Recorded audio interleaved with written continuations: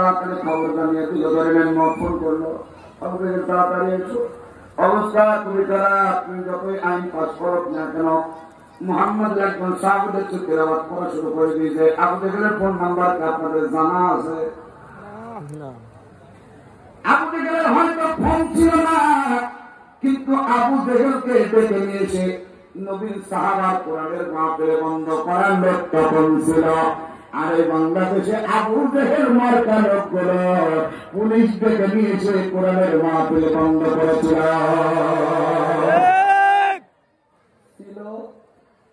আছে, থাকবে, কিন্তু আমরা থাকবো না। আমরা ওই পক্ষে কখনো নাই। আমরা কোরআন থাকবে যেখানে, আমরা থাকবো সেখানে। আমরা কাউকে জানবো না।